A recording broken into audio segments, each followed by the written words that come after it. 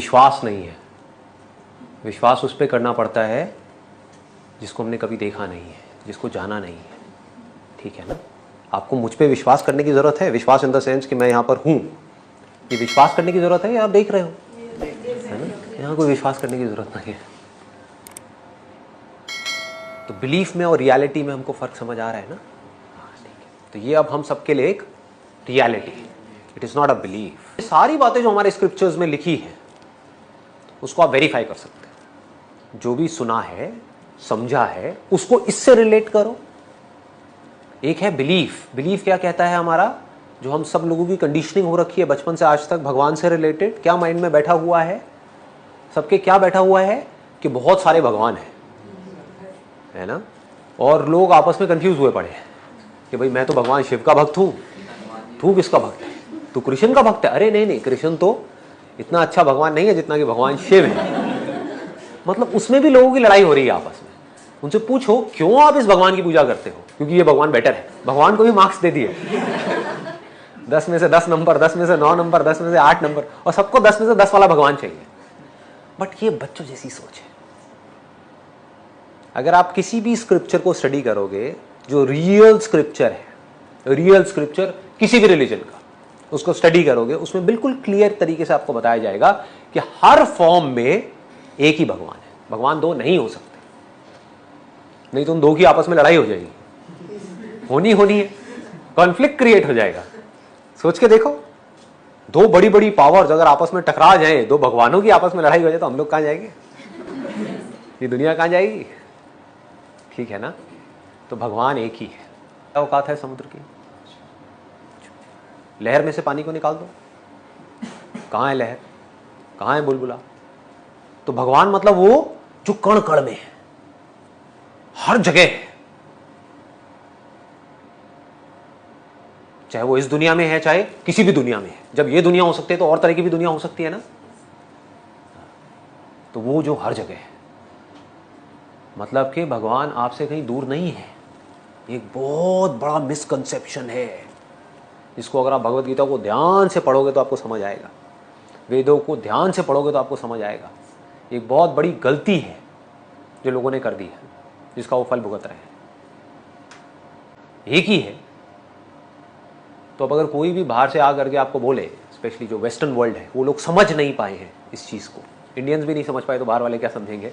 वो बोलते हैं कि यार तुम्हारे तो इतने सारे भगवान हैं, तुम इतने सारे भगवानों की पूजा करते हो। तो क्या बोलना है उस वक्त उनको? हम अलग अलग फॉर्म्स में एक ही भगवान की पूजा करते हैं। This is intelligence. जब कोई ऐसी जगह है ही नहीं जहां पर भगवान नहीं है, तो कहीं भी पूजा कर लो, किसी भी फॉर्म में कर लो। ये समझ करके करो तो कोई प्रॉब्लम नहीं है, ये बिना समझे करो तो क्या है? बेवकूफी है। Then it is sheer foolishness। समझ आ रहा है या बहुत भारी हो रहा है, या आ रहा है कुछ कुछ अंदर घुस रहा है ना? कहीं भी ज्यादा हैवी हो तो आप मेरे से पूछ सकते हो, वहीं पे बीच में रुक करके पूछ सकते हो, क्योंकि ये नोशंस क्लियर करने बहुत जरूरी है। आपको समझ आना चाहिए कि रियलिटी है क्या, भगवान है क्या, जो इस पूरी क्रिएशन का कॉज है वो भगवान है। इसमें कोई डाउट तो नहीं है ना? भगवान और अल्लाह एक ही है, इस सवाल के दो रुख हो सकते हैं। दो रुख, आप कॉमर किधर लगाते वो इंपॉर्टेंट है। अल्लाह और भगवान एक है, हाँ एक है, एक ही है, दो तो नहीं है। अगर कहेंगे कि अल्लाह और भगवान यकसा है, तो सवाल दूसरा रुख ले लेता है। इसका जवाब, अगर आप पूछना चाहते हैं कि अल्लाह और भगवान एक है, तो बेशक एक है। अगर आप पूछना चाहते हैं जो अल्लाह और भगवान, जो हिंदू लोग जो भगवान में मानते हैं और मुसलमान जो अल्लाह में मानते हैं, वो एक है, तो मेरा जवाब इसमें ये कि अगर आप सही तरीके से हिंदू धर्म की किताबों का मुताला करेंगे और सही तरीके से इस्लाम धर्म की किताब का मुताला करेंगे, तो दोनों यकसा है, वही है।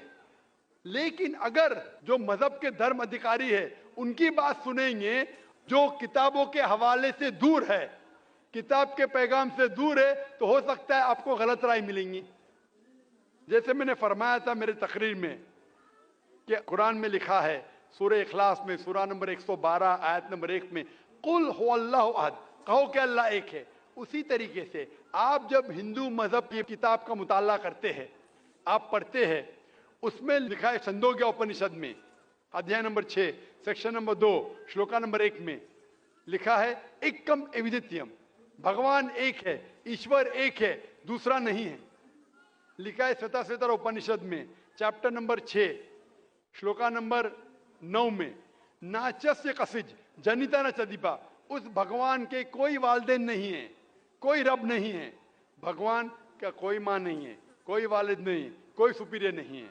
लिखा है श्वेताश्वेतर उपनिषद में चैप्टर नंबर 4 श्लोका नंबर 19 में, नात्यस्य प्रतिमा अस्ति, उस ईश्वर की कोई प्रतिमा नहीं। प्रतिमा का मतलब है अक्स, painting, picture, portrait, statue, idol. उस भगवान की कोई प्रतिमा नहीं, कोई पिक्चर नहीं, कोई पेंटिंग नहीं, कोई अक्स नहीं, कोई फोटोग्राफ नहीं, कोई आइडल नहीं, कोई स्टैच्यू नहीं। ये दोहराया गया है यजुर्वेद में चैप्टर नंबर 32 श्लोका नंबर 3 में, न तस्य प्रतिमा अस्ति, उस ईश्वर का कोई अक्स नहीं, कोई प्रतिमा नहीं, कोई पिक्चर नहीं, कोई पेंटिंग नहीं।